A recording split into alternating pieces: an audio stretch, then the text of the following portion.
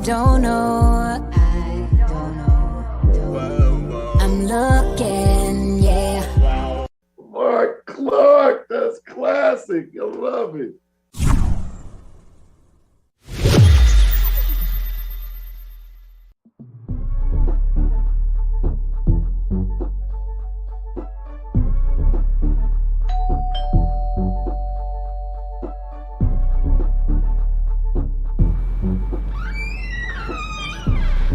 Is that delicious beverage? Duh.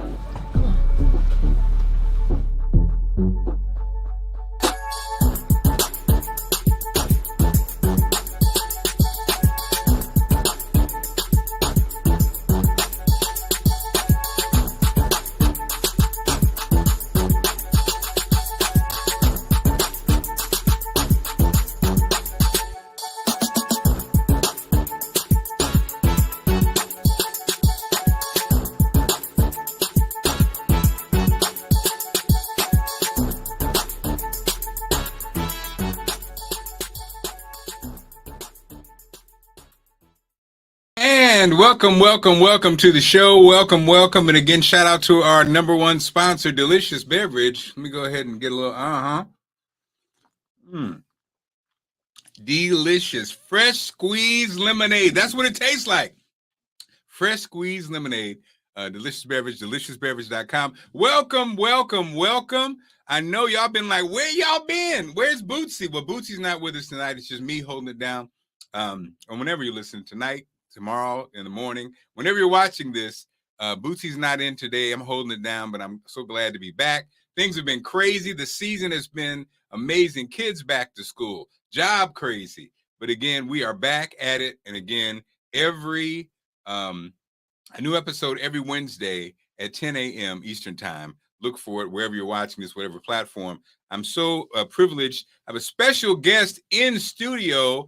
We got a great event coming up this weekend, or this Friday. It's going to be a fundraiser. It's going to be for a great cause. I'm going to bring to the stage. She is doing what we all say we're going to do, and that is what? Serve. To serve. Dr. Gaynors is the president, CEO of the Family Recovery Program, and she joins us now on the Marc Clark Show. Dr. Gaynors, how are you?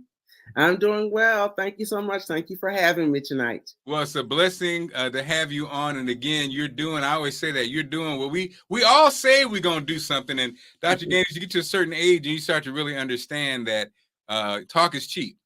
Yeah. And so when we say we're going to do something, we say we're going to donate a few dollars. Sometimes we do, sometimes we don't. We say we want to make a difference, but we have to always look ourselves in the mirror and say, what are you doing? Are you serving? Are you doing anything? And you can get so busy with your job, with your family, with your life, that you actually don't give back at all. And so that's why I love talking to people like you, Dr. Gaynors, who your job is to really serve and make a difference. And I know at least when you go to bed at night and you ask yourself that question, have I made a difference? You can say, yep.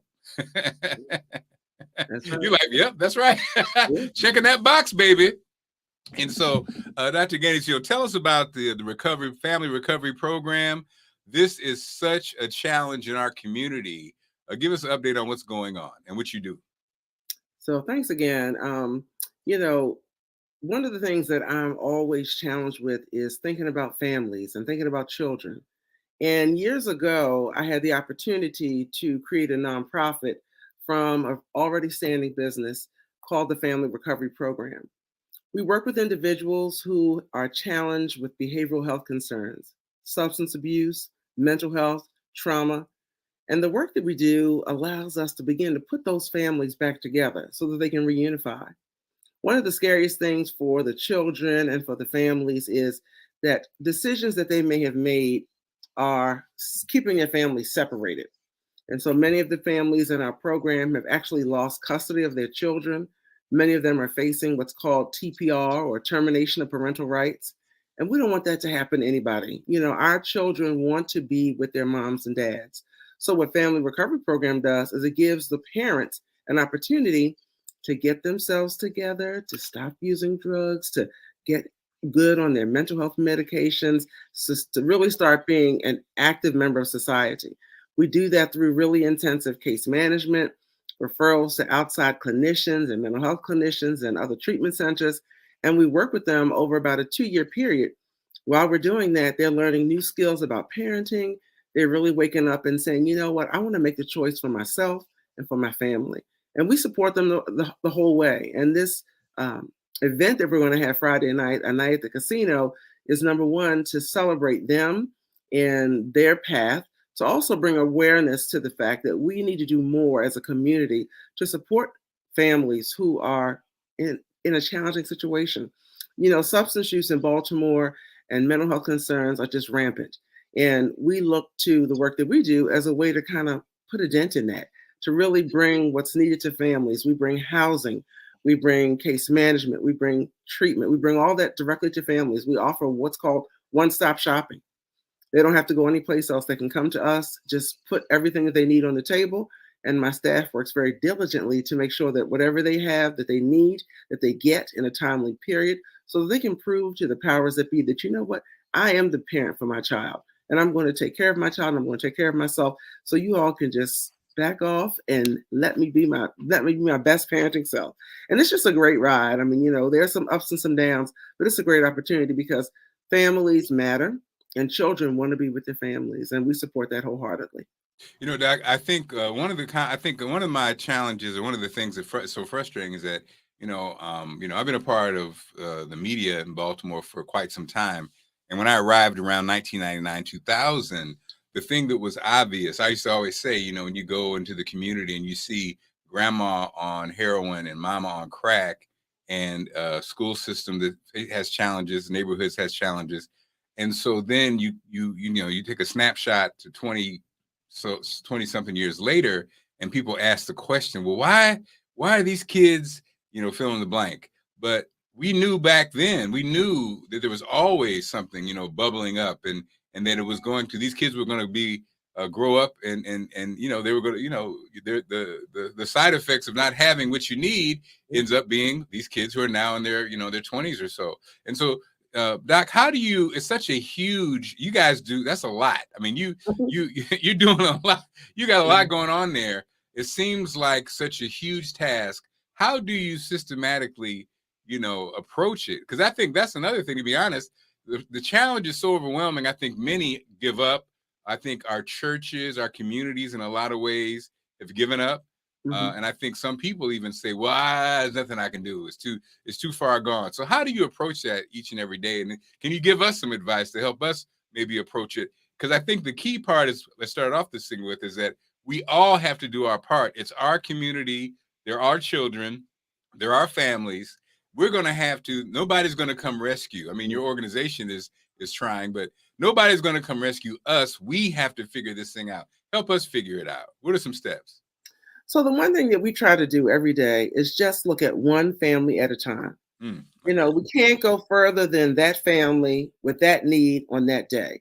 And we really try to stay very focused on the family, looking at the mom, looking at the dad, looking at the children, and determining what are their needs, what do they need to thrive, and what can we do right now to make a difference. For most people, what we found is housing is one of the things that they need right now. And you can't really focus on being sober or getting a job or doing any of those great things unless you have housing. So that's one of the things we go right in on. Sometimes it's in our program. Sometimes it's in other programs around the city. There's some excellent programs, excellent treatment programs, excellent housing programs that our families can get into. The second piece we do is we really look at, what referrals do they need? Do they need to go to see a mental health person? Do they need substance abuse treatment? Whatever they need, we try to tackle that. From an individual perspective, what you can do is support agencies like mine and churches that are having initiatives, because we have the tools already in our tool belt to assist these people. For you as an individual, that's a lot. People see folk on the corner and want to give them money, and sometimes that works, but sometimes it's better to give some of your resources to agencies that are very targeted with individuals that are struggling with those issues. One of the things we really focus on is the fact that we don't grow the entire tree, but sometimes we just plant a seed. And I said, you know what, in my program, I may plant a seed that, they may ruminate on for a while. And then they may go to another program, and then that seed gets a little mulch. And then another program, they get a little topsoil. And then a couple years from now, sometimes all of it kind of comes together and you have this beautiful tree. And, when I look at some of the families that we served and we stay in contact with ours, so many of them are thriving. One of the gentlemen that I've invited to the fundraiser is a gentleman that graduated from our program in 2005. And, Wow. when you look at him and you look at the accomplishments of himself and his family, you say, you know what, it is possible. People do recover. People get better. Families thrive. The young man is doing all kinds of amazing things, his son. And so that kind of gives me energy to keep going. When you participate in events like this, you get to see people who have made a change. One of the things that we're going to be raising money for is something called Fund a Smile. I write grants all the time because I understand how money has to come into our program. But Fund a Smile actually gives parents the opportunity to get a whole new set of teeth. We take for granted. I know when I say I have braces here and it's very costly, but even before I got braces, just regular dental care is very, very expensive. And I have great insurance. Our families sometimes don't have access to great insurance. And so once they begin to get their lives together and they want to go out to work, they need a whole new set of teeth. So what I've done is I've reached out and created partnerships around Baltimore where I found some dentists who say, look, if you just meet me halfway, I'll take care of your families. And so that's what I've done. So I raised money to be able to fund smiles. And a couple of the folk who'll be coming to the event on Friday have full smiles that are beautiful and new, all because of people like you who've come out and said, you know what, Dr. Gaines, I'm going to make sure somebody has a smile. And it's the little things like that. Those are the little seeds. And when people get teeth and then they start to look in the mirror and say, you know what, I am cute. I do look good. I have self-confidence. I can go out and get a job. I can go out and talk to people. I'm not afraid anymore. No more talking like this. Now I can kind of stand up and hold myself up. We have to help people build their self-esteem up. And so you just have to kind of know what that is, how to go about doing that. And again, it's one family at a time, one child at a time, one event at a time. We try to make sure our clients have tools to go out and play games with. It's little things like that we kind of take for granted. We partner with an organization called Level the Playing Field where our kids can get cleats and helmets and things that cost lots and lots of money. But these organizations just really donate and give us opportunities to be able to give the parents the cleats and the head coverings and things. And so all of us play a part in it. And wherever you are in the city, wherever you are in the state, you can find an organization that supports families, that supports children in foster care, and donate. The second part of it is participate. If you have an opportunity to mentor someone, one of the reasons that I believe that we are as successful as we are is because my staff and myself, we don't work with the families that we have. We walk with them. And that's a completely different mentality. When I work with you, I just kind of tell you what to do and where to go. But when I walk with you, I have staff that actually go to appointments with the parents. When they have court, instead of just saying, okay, you have court on Monday or Tuesday, go. We actually have staff that actually go and sit and talk to them and say, okay, it's going to get kind of tight. They're going to ask you a lot of questions. They're going to make some judgments about you, but don't get worried about it. I've been here. I've been doing this for a long time. I can walk with you. So our whole mentality is, we're not working with you, we're walking with you. And when you begin to take that walk, you begin to understand their frustrations. And then you begin to say, you know what, I have the power to be a change agent. So maybe there's some areas in this walk that I can begin to change. And so there are lots of ways we can all tackle the problem. We just got to bring awareness to it. And we have to think about it first and foremost. Families matter. Each of us has the opportunity to grow up in a family. I have my family of origin. I have married, I have a husband, and we have a new family with him. Then I have a sorority. I'm in Delta Sigma Theta. So I have a sisterhood there. I have a church family. So we all have different families. And so we know that even though sometimes people may have issues with their first family, maybe it's the second or third. So we also make sure all of the families that we work with have natural supports. Maybe it's not mom and dad. Maybe it's grandma or great grandma. So we try to bring them in because we know that, you can't heal wounds just looking at one part of the problem. You have to all kind of get in on it. So I could go on and on. Doc, first of all, Reverend Doctor, I'm telling you, don't work, we walk. I love it. I love it. And you know what though? That's what I mean. This is so important because I think, again, sometimes we don't get a chance to talk to people like you who are doing this kind of work. And like you said, making us realize, I think one of the things that I discovered in Baltimore and just in actually not just in Baltimore, every city I've worked in is that there's the assumption that everybody came up how you came up. Everybody's got all the information that you got. Right. And what I learned in these different places is that's not true. And so a lot of times when people feel like, well, I don't have anything to give, I don't have any money to give, what you have to give is perspective. Like you said, that comforting voice for somebody who's going to court, or that comforting voice to somebody who's going through something with a family, letting them know that this is what families go through things, but they still stay together. So, I think it's always, again, like you said, just really thinking about it, getting involved, and then you'll find a spot for yourself. So speaking of getting involved, okay, Doc, Friday, it's going down. It's going down. A party with a purpose. Tell us all about what's happening on Friday. So we're going to be gathering at the Assembly Room at 316 North Guilford, right in the heart of Baltimore City. And we are going to have a night at the casino. Now, of course, it's not a real casino, but we bought in casino tables, and we have a lot of fun stuff kind of going on. We're going to have a caricature artist there that'll draw pictures. We're going to have a photo booth, so we can do it. Mark, hopefully you and I can do a 360, kind of do the little dance around, right? We're going to have some fun time. We're going to have a silent auction with some amazing things. The Ravens have really stepped up and gave us a Hall of Fame football that has signatures of some Hall of Fame greats. We have baseballs from the Orioles. We have all kinds of things that are going to be on sale for everyone to buy. All of the money goes directly to services that we offer to the clients. Our event goes from 6 to 11. We're asking people to come early. The event is almost sold out. There's free parking right next door in a garage that's directly next door. And we have DJ Booby in the house. Oh no, you're gonna sweat out that hair, boy. Ooh. I know, I gotta get it together, right? I got things to do. Doc, I don't know. You may have to have a rap on that night.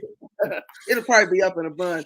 But we're gonna have DJ Booby, and he's gonna be on the ones and twos, and we're gonna be having a good time dancing, silent auctioning. A lot of my staff are going to be in attendance. Several families are going to be in attendance.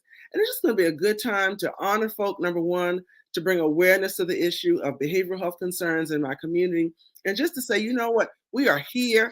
We need you and we love you and we're not going anywhere. My families also need to see that they are seen. And so when they're there, we don't have everybody. We just have a few families coming. But when they're there, let them know that, we see you. We feel you. You're looking amazing. They're buying outfits, Mark. They were sending me pictures today of stuff they're going to be wearing. I'm having to change up my outfit because I may not be as cute as they are. Wait a minute. So unenergized. Well, Doc, this is not going to be it's not only going to be fun, it's going to be a great cause. And again, opportunity for people to meet your organization, an opportunity for people to come out and see what's going on and then pledge. I think my challenge for everybody is, if you're not involved, if you're not doing anything really, you're not serving, make the pledge to start serving. And this would be a great way to start with this organization. Dr. Gaynors, thank you so much for joining us. And I look forward to seeing everybody on Friday. We're going to be clean. We're going to party. And DJ Booby and a good cause. DJ Booby's in the house. Booby does not, but Booby works. There's no chilling when Booby's on the ones and twos. So again, Doc, thanks for joining us. Thanks for everybody who's checking this out. Make sure you follow this podcast and tell your friends about it. Dr. Gaynors, thanks again. Thank you so much. I appreciate you. All right, take care, love. Appreciate you too. Have a great one, and we will see you.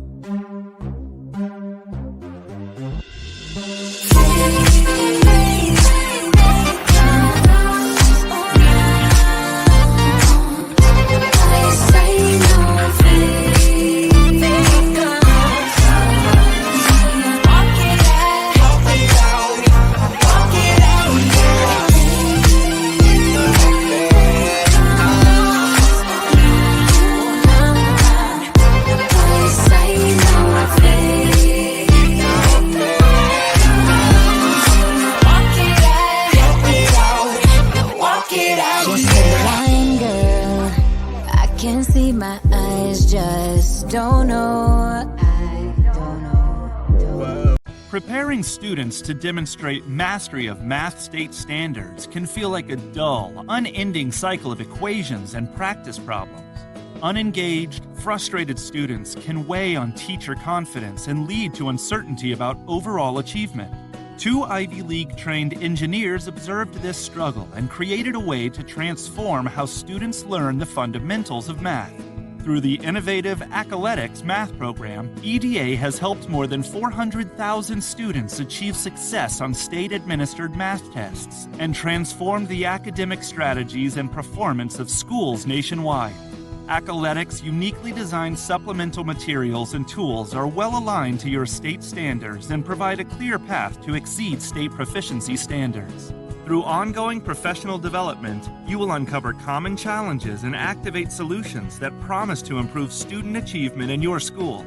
By partnering with EDA and choosing Accoletics, you can start to see an unprecedented return on your investment in as little as 1 school year. Don't procrastinate on giving your teachers the tools to help students achieve their highest math potential. To learn how you can dramatically improve classroom instruction and learning, test scores, and student confidence, call, email, or visit Accoletics online today.